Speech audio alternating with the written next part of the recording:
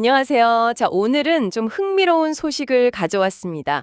그 자율주행차가 만약에 시골길 같은 데를 가다가 갑자기 통신이 딱 끊겨버리면 와, 이거 상상만 해도 좀 아찔한데요. 네, 그렇죠. 정말 큰일 날 수 있죠. 바로 이런 아주 중요한 문제를 해결하려는 움직임이 포착됐습니다. 그 위성통신 기술 기업 ASD 스페이스 모바일, ASTS라고 하죠. 이 회사가 자동차 기술 관련 단체에 가입했다는 소식인데요. 오늘 저희가 이 얘기를 좀 깊게 파고들어 보려고 합니다. 네, 맞습니다. 아니, 근데 위성 회사가 왜 갑자기 자동차 연합에 그것도 오지 기술 연합에 합류했을까요? 이게 당신께는 또 어떤 의미가 있을지 지금부터 한번 자세히 살펴보시죠. 네, 오늘 제공해주신 자료들을 쭉 보니까요. 이 ASTS의 기술, 특히 그 위성에서 스마트폰으로 직접 통신하는 기술이 정말 핵심인 것 같습니다. 위성에서 스마트폰으로 바로요? 네, 보통 위성전화 생각하면 왜 그 커다란 별도 정비가 꼭 필요하잖아요. 네, 그렇죠. 투박하고 큰 거. 근데 ASTS는 그게 아니라 우리가 지금 쓰는 일반 스마트폰으로 그냥 바로 위성이랑 통신이 가능하게 하겠다. 뭐 이런 기술이거든요. 이게 왜 자동차 업계에서 주목받는지 이걸 연결해보면 그림이 좀 명확해집니다. 잠깐만요. 일반 스마트폰으로요? 진짜로 추가 장비 하나도 없이 위성이랑 연결된다고요? 와, 그건 정말 혁신적인데요? 네, 그렇죠. 그게 기술적인 차별점이죠. 근데 그 기술이 자동차랑 구체적으로 어떤 관련이 있는 거죠? 왜 하필이면 BMW나 뭐 포드, 퀄컴 같은 이런 쟁쟁한 회사들이 모여 있는 오지 자동차 연합, 오지 AA라고 하셨죠. 거기에 가입을 했을까요? 아, 바로 그 지점입니다.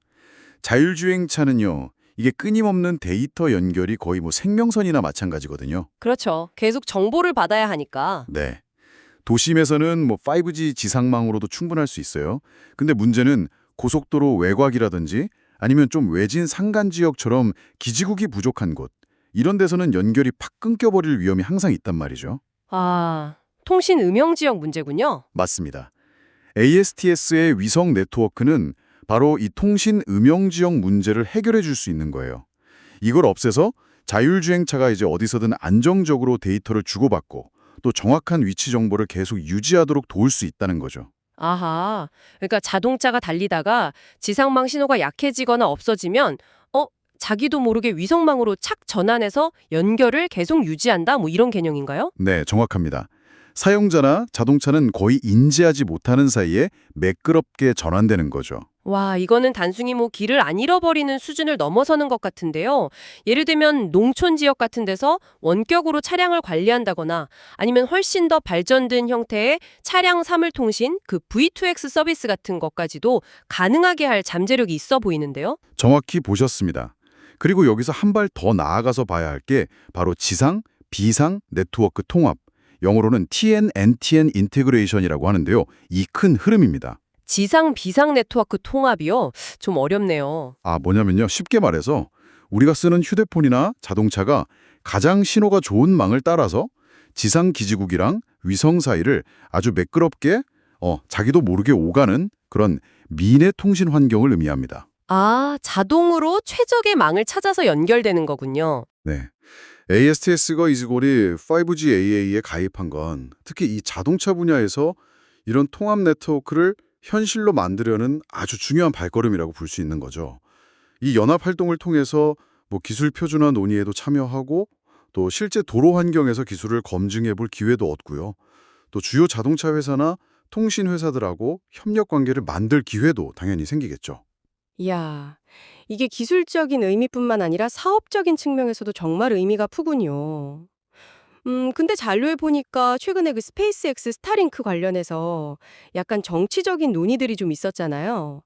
그 속에서 ASTS가 약간 대안으로 떠오르면서 시장에 관심을 확 받았다는 내용도 있던데요. 이런 외부적인 요인도 좀 영향이 있었을까요?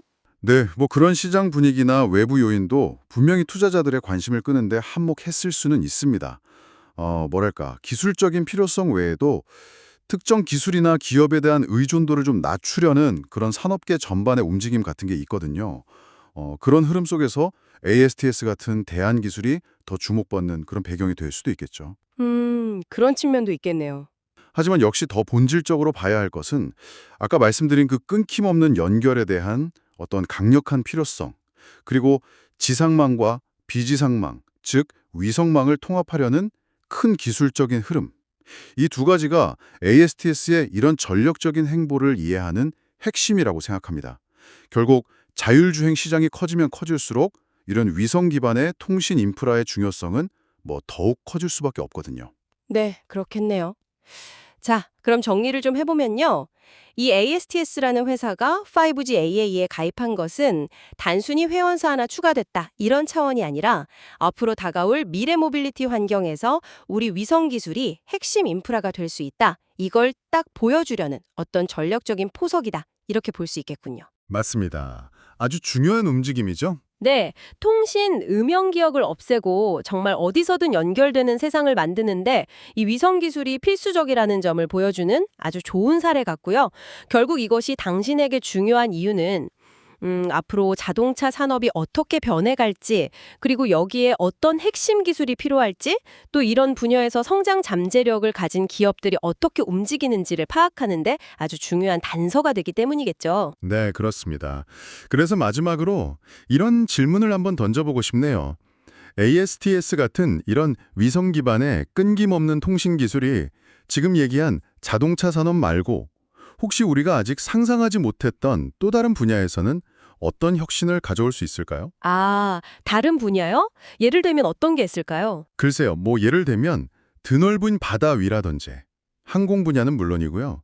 아니면 정말 외딴 섬이나 산간 지역의 원격 의료라든지 교육 같은 분야에서도 뭔가 획기적인 변화를 가져올 수 있지 않을까요? 와, 그러네요.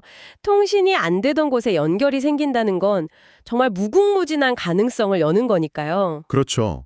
이 부분은 당신께서 앞으로 한번 계속 주목해 보시면 굉장히 흥미로운 지점들을 발견하실 수 있지 않을까? 네, 그렇게 생각합니다. 네, 오늘 정말 흥미로운 기술과 그 의미에 대해 깊이 알아봤습니다. 다음 시간에도 유익한 내용으로 찾아뵙겠습니다.